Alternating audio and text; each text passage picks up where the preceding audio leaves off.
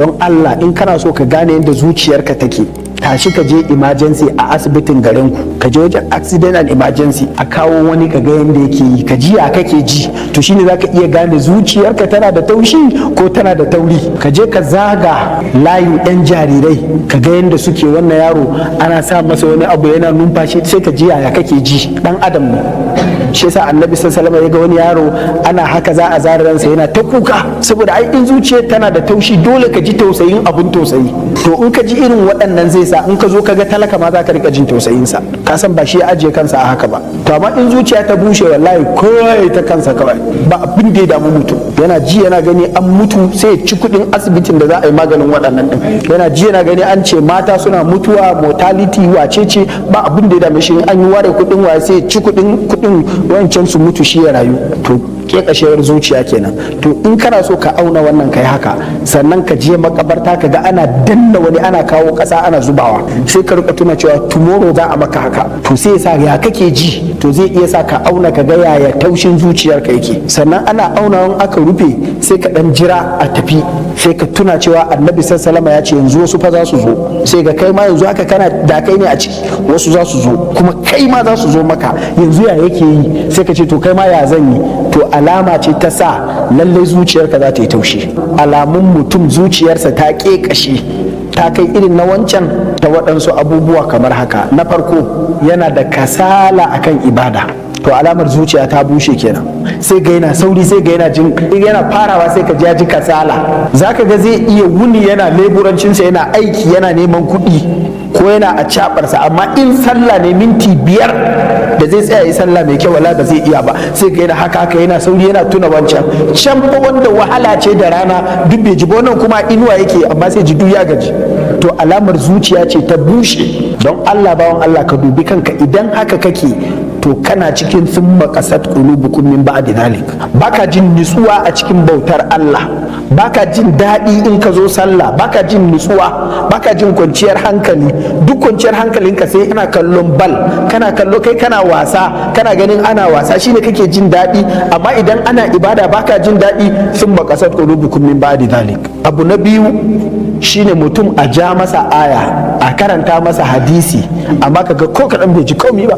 Ya ji ana karanta Qur'ani amma irin yadda kake ji din nan shi ba jin komai, da kiɗi duk iri ɗaya. Gara a kashe Qur'anin zaka kunna kiɗin yafi jin nutsuwa. Inda zaka zo wa idza qila lahu taqillah akhadhatul izzatu bil ism, da zaka zo yana wani abu kace ka ji tsoron Allah, a madadin sai ya ji wani iri. Wani fa zina ya zo zai yi fa har ya samu damar komai ya kai karshe, sai ta ce ka ji tsoron Allah, kawai shikenan sai ya zo masa. Kaga ashe imaninsa na zuciyar da yake bata ƙeƙashe ba, da aka ce ka ji tsoron Allah sai ya fasa. Tashi kamar wasa, sa kayanki, kudin da yiniya zai bata yace gashi na baki saboda Allah, jirki kuma saboda Allah kawai ya fasa. Ina fata a gane yadda tasirin taushin zuciya ga in an ce Allah yake. Duk mutumin da yake da sauran imani in an ce Allah zai canza, amma wani akan tsiyarsa in ka ce masa Allah to ka ƙara zuga shi ne kawai. To alamar zuciyar ta bushe ne saboda ba Allah a cikinta. Alama ta uku ta alamar mutum zuciyarsa ta bushe shine a ta'alluqu za'idu bid dunya. A ga mutum ya ga zuciyarsa ta ta'allaka da duniya, komi duniya kawai, neman abinci, mulki, neman ɗaukaka, neman suna, neman boko, neman wace, wani abu ne da harkar duniya zai iya ko menene zai iya yi a kai. Amma in magana ce ta addini ba ta dame shi ba. Amma ana magana akan duniya ko ina ne, ko za a je kumbo, ko za a je duniyar wata sai ya je. Akan duniya kadai ya alamuna zahiran min alhayati duniya kadai. To wannan alama ce ta cewa sun qasat qulubukum, zuciyarsa ta bushe kenan. Ya zama mutum duk wani abu da ya shafi harkar duniya shine akan gaba, amma maganar harkar lahira ba ruwansa da shi, to wannan zuciyarsa ta bushe ne. Sannan yana daga cikin abin da ake ganewa shine mutum ya zama, wato mutum zai iya auna kansa. In mutum yana jin wahsha, ya rika jin duhu ko da a haske, sai rinka jin zuciyarsa ba ta masa daɗi, kwata-kwata shi ba jin daɗin wannan duniyar, saboda Allah ya cire ai albarkar rayuwa da jin daɗinta a zuciyar wanda ya ƙi yarda da Allah. sai zama koyaushe zuciyar mutum baya jin nutsuwa, ta jin tasha, kuma koda wani abu na addini ne shi ba jin daɗi, duniyar ya ji gaba ɗaya, saboda asalin mumini baya jin irin wannan abun. Wallahi ko yana ciwo irin na annabi Ayyub zai rinka jin zuciyar ita tana nan tas da daɗinta, saboda ya san duk ciwon da ya same shi akwai wani da yanzu nasa ya fi wannan tsanani, don haka nasa akwai dama-dama a ciki. Sannan duk ciwon da ya same shi in shi mumini ne ya san akwai amfani, ba a banza yake yi ba, don haka wannan hope din. Sannan duk abin da ya same shi ya san duk duniya in sun taru ba za su iya raba shi da shi ba, to wannan sai sa ya ji nutsuwa. Duk wanda ya ji baya jin irin wannan, sun makasat qulubukum min ba'di dhalik, zuciyarsa ta bushe kenan. Me yake jawo zuciya ta bushe? Yake jawo wannan matsalar? Na farko yawan sabo, yayi yau yayi gobe yayi jibi kuma baya tuba. Wannan yana jawo zuciyar mutum ta bushe, kuma mutum yana yin sabo alhali yana jin daɗi in yayi, kuma irin wannan annadamu alama fatan nan shi baya ji. In yayi yazo yana jin damuwa a ransa, a ya ji zuciyarsa tana kaikayi, yana damuwa, uqsimu bin nafsil lawwama, yana zargin kansa, me yasa nayi kaza. Shi bai jin wannan duka, yana aikata abin da yake so, kuma sai ji zuciyarsa ta yi a wannan shikenan. Ranat ala qulubihim ma kanu yaksibu wa zayyana lahum ash-shaytanu a'malahum. Abin da yake yi mummuna kuma yana ganin shi shine mai kyau, to wannan zuciya ta bushe kenan. To ɗaya daga cikin abin da ke jawo bushewar zuciya shine yawan laifi da kuma rashin tuba akan laifin. Abu na biyu da yake jawo zuciya ta bushe shine rafkana, algafala kenan. Mutum ya rafkana, ya yi nisa akan wani abin da yake sharholiya, amma wannan sharholiya ba alamar zai dawo, ya gafala, ya yi nisa. Harkar addini ba harkarsa ba ce, to yana sa mutum zuciyarsa sai ta bushe, sai zama, saboda Allah ba a masa wayo ne ba, ka ƙi Allah sai Allah ya toshe zuciyar, sai ya bari sai zuciyar sai ta bushe. Shi yasa wallahi ku ji tausayin mutumin da ya shiga cikin halin gafala, ta yadda duk irin abin da ake jin ana wa'azi, kaga wani yayi kuka, kaga wani daga baya zo ta nadama, kaga wani zai tuba, wallahi wani baya jin komi a ransa. Wallahi wannan mutum abin tausayi ne. Mutumin da yake jin tausayinka wai kana kuka akan Allah, wannan mutum abin tausayi ne. Mutumin da yake gani ka yanzu ku kullum kuna zuwa wa'azin nan, ku kullum kuna jin kaza, ka ni sai yana jin tausayin ka kamar wahala kake sha, wannan wallahi abin tausayi ne. Allah ka raba mu da wannan. Irin su ne wanda Allah ya ce dama ya riga ya yi su don jahannama ne. Shi yasa kaga abin tausayi ne, dama a banza Allah ya halice shi. walaqad zara'na li jahannama kathiran min, dama dan banza ne kuma a banza zai tafi, saboda ka rayuwar ba za ta taba yin amfani ba. Shi yasa Allah ce lahum qulubun la yafqahuna biha, suna da zukata in ka buɗe zaka gani amma ba ta da amfani, zuciyar ba sa gane abu, kuma duk yadda kai wallahi ba zai gane ba.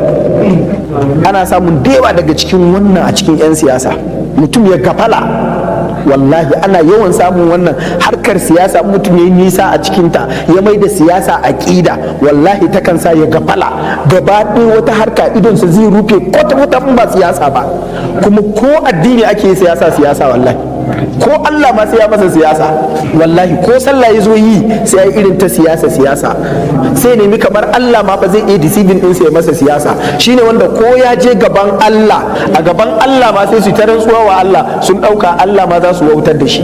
To wannan shine gafala din fa, sai ta sa har a gaban Allah in ya tashi har yanzu akwai gafalar, sai ya ɗauka a nan ma Allah ba zai gane ba. Ai abu gafala ta yi nisa. Shi yasa Allah ce irin waɗannan dama don jahannama Allah ya yi su, abincin jahannama kenan. Allah karba mu da gafala. Kar mutum ya bari wata harka tasa ko sana'a ko wani karatu na abin da ya shafi fashion din duniya ko siyasa ko mulki ko dukiyar da ya samu ya sa shiga gafala. Allah ka raba mu da ita. Sannan yana daga cikin abin da yake jawo qaswatul qulub shine manta mutuwa. Kaji mutum baya ma so ma ai magana mutuwa, kana fara magana mutuwa ya da kama na wannan magana, ana magana shi bai so ai taɗin mutuwa gaba daya. Ba gafalalle kawai mutumin da baya so ai taɗin abin da dole za a yi, ya fi so a yi taɗin abin da an sa masa kwanan wata, an gaya masa ranar kaza akwai zaɓe, kana zuwa wannan magana za a yi ta yi, amma abin da ya san za a yi kuma bai san kwanan watan ba fa, wai shi kuma bai so a yi magana. Za ka mutu yaushe sai aka iga maka kwanan watan. Don Allah ba ya kamata kullum ka nemi bayani ana dan taɗi akan abun ba, saboda in ya zo ka zo a shiri to bai son wannan taɗin. Abin da aka sa masa kwanan wata saura shekara 4 ayi ya fara masa planning tun yanzu. Jama'a mu sani mu musulmi ne, ba a hana ka siyasa ba, ba a hana ka sana'a ba, ba a hana ka kasuwanci ba, ba a hana ka karatun boko ba, ba a hana ka yin duk wani abu na harkar ka da za ka ɗaukaki duniyar ka kai ka mora ko wasu naka su mora ko ƙasar ka ta mora ba, idan za ka bi ta hanyar halal. Amma ka sani ba abin da ya kawo ka duniya ba kenan.